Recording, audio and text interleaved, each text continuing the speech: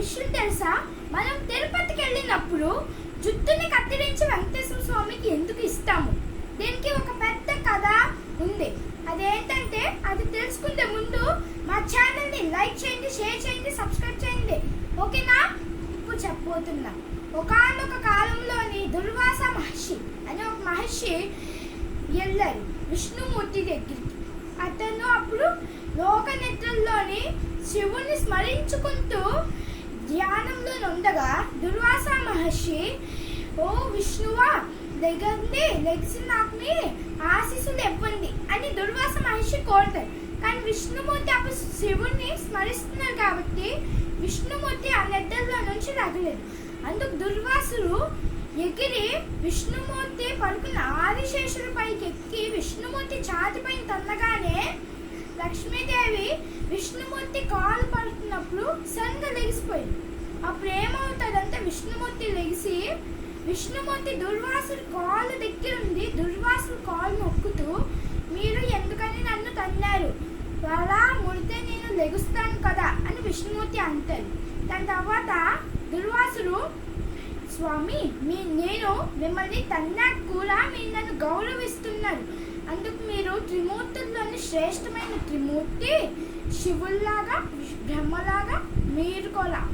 ఎందుకంటే త్రిమూర్తులు అంటే మీ ముగ్గురే అని దుర్వాసుడు చెప్పేసి వైకుంఠాన్ని విడిచిపెట్టి వెళ్ళగానే లక్ష్మీదేవి, స్వామి, మీరు ఎందుకని తను తన్నాక కూడా తను ఏమీ చెయ్యలేదు.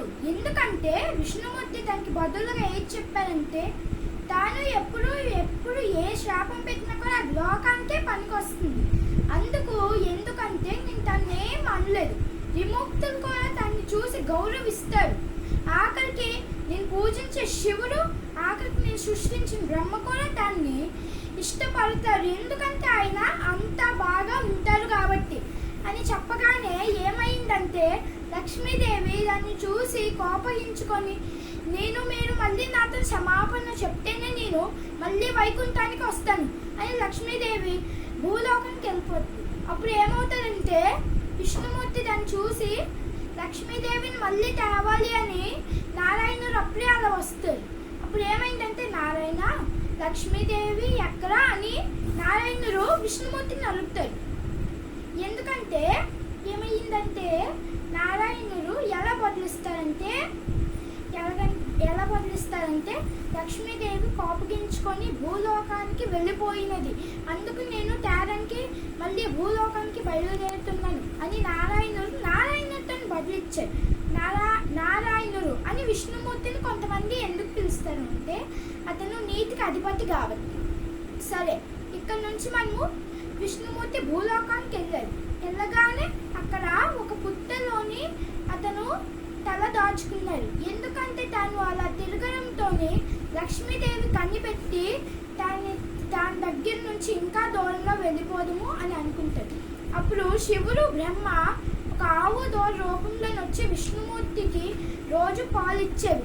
దాని తర్వాత కొన్ని రోజుల తర్వాత ఒక కాపడి ఈ గోవు ఆవు మనది అని అనుకొని వాటి వెంట వెళ్ళాయి ఆ గోవుని కాసం. అప్పుడు ఏమైందంటే ఆ ఆవు బ్రహ్మదేవుడు ఆవుగా మారి అప్పుడు పాలు పొట్టలోకి వేస్తుంది అంటే ఈ ఆవు అని తను కర్రీసేస్తుంది.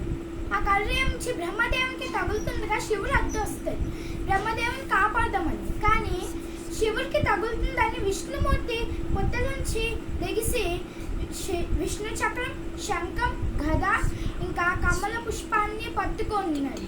అప్పుడు దాన్ని